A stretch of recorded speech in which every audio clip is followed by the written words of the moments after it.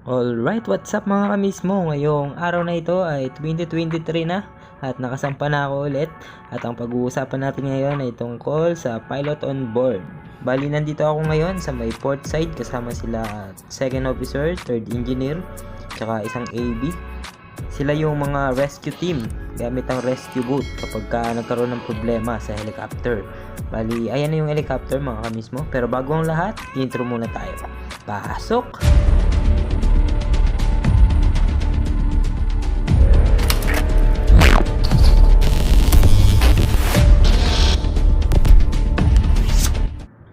Tayo na nga mga kamismo, kung mapapansin ninyo, paparating na yung helicopter. Nandito kami ngayon mga kamismo sa Gladstone, Australia. Bali, sa video na ito mga kamismo ay hindi ko na nakuhanan ng video yung pilot on board. Bali, pilot off na to mga kamismo. Matagal-tagal din kasi mga kamismo na meron kaming piloto. Almost 3 days din. Dahil na din sa iniingatan kasi na masira yung mga corals nila dito. Yung binabaybay namin sa ngayon mga kamismo, ito yung Queensland. Bali, yung kabilaan nito ay malapit na din sa Papua New Guinea. Pero mahaba-haba pa ito mga kamismo. Sa pagkakaalam ko ay meron ulit sasampa na piloto. Medyo makipot kasi yung mga dinaanan namin. Sa may helicopter area mga kamismo, nandun naman sila boss, sila OS, mga AB. Sila naman yung in charge doon para sa firefighting. Tapos ako naman bilang electrician, amuyong lang ako dyan mga kamismo. Naki-isyoso lang ako para kuhanan yan ng video. Dahil yung pinaka-trabaho ko talaga ay nandun ako sa makina, standby doon. Bali, hawak-hawak ko yung bellbook. Pero pinakisuyuan ko muna si Nambang, siya muna yung pinarecord ko doon. Nang sa gayon ay makapag-share ako ulit ng mga video katulad nito na pinapanood nyo ngayon. At shoutout sa inyong lahat mga kamismo dahil nandito pa rin kayo, hindi pa rin bumitaw. Pasensya na dahil medyo madalang ang aking pag-upload dahil naging busy ako nung aking pag-uwi. Dahil almost 2 months lang din yung aking bakasyon, kaya sinulit ko ito kasama ng aking pamilya. Pero dahil napanood nyo na ito, ay tuloy-tuloy na ito mga kamismo. Yung nasakyan ko pala ngayon ay bulk din, pero lagship ito mga kamismo. Pero sa ngayon hindi pa naman kami nagkakarga ng ganun. Sa katunayan, ang kargada namin ngayon ay alumina. At amin naman itong i-discharge sa Thailand. Mahaba-habang biyahe pa to mga kamismo. Kaya marami pa tayong pag-uusapan. Abangan nyo lang mga kamismo dahil sunod-sunod yung upload ko. Lalo na sa ngayon at pabigat na ng pabigat yung mga requirements para maging electrician sa barko. Bigyan ko na lang din kayo ng mga latest updates tungkol doon. Pero sa ngayon, focus lang muna tayo dito. Yung sa helicopter mga kamismo ay nagkakaroon din kami ng drill.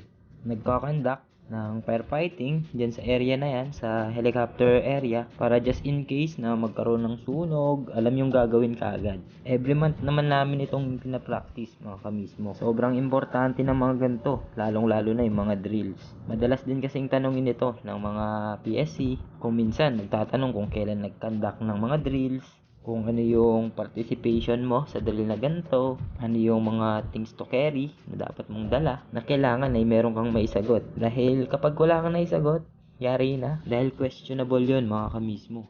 Lalo pat every month yung pagdidrill. Kaya kailangan kapag magkakandak ng mga drill katulad na ganito, ito pala actual na to, ay dapat ay isinasa isip at isinasa puso din. Ang sa gayon kapag on the spot na nagkaroon ng tanungan, or may mga incidents na mangyari, ay alert ka agad at alam ang gagawin. At ayun mga kamismo, yung naka-helmet na matangkad, ayun yung piloto, pababa na sila. Binakapan lang din siya ni third mate mga kamismo, papunta sa helicopter. Yung daan nila pagbaba mga kamismo ay dito sa port side, pero dadaan sila sa may starboard side. Doon, sa may uluhan ng helicopter. May dalawang paraan mga kamismo yung pagpapilot off. Mayroon naman mga speedboat na gamit, pero kapag ka-speedboat naman yung gamit at mayroong kargada, lubog ang barko, ibababa lang nila yung pilot ladder. Kapag lutang naman mga kamismo, kinakailangan pang ihanda yung combination ladder nang sa gayon ay hindi mahirapan yung piloto pagbaba gamit ang pilot ladder. At kung minsan naman, tulad niyan, helicopter yung gamit, ginagamit yan lalong-lalo na kapag maswell or malakas ang alon. Pero depende pa rin kasi talaga yan mga kamismo sa lugar. Pero kada punta namin dito sa Australia, laging ganito yung setup. laging helicopter. Pero may time din naman na speedboat yung gamit nila. Ma-share ko na din pala sa inyo mga kamismo, kung mapapansin nyo ay meron kaming 4 na crane, pero walang mga grab yan mga kamismo. Good news yun para sa akin dahil less trabaho at medyo malit lang din tong barko na to, nasa 22 GRT lang at bago-bago pa. Pero syempre ang pinaka-importante naman sa lahat, yung matututunan natin dito sa barko na ito. Hayaan nyo mga kamismo at isi-share ko yon lahat. Sabay-sabay tayong matuto at balik-aral na din sa akin. Sa mga oras na yan mga kamismo ay dire-diretso yung takbo ng helicopter. Malapit na rin dumating dyan yung piloto mga kamismo. Abangan lang din natin at saksihan natin yung pagsakay niya sa helicopter. Kung merong piloto sa mga eroplano, sa helicopter, meron ding mga piloto dito sa barko. At yung mga piloto naman dito, hinahire yan nang sa gayon ay sila yung mag-guide sa amin papasok at palabas ng puerto.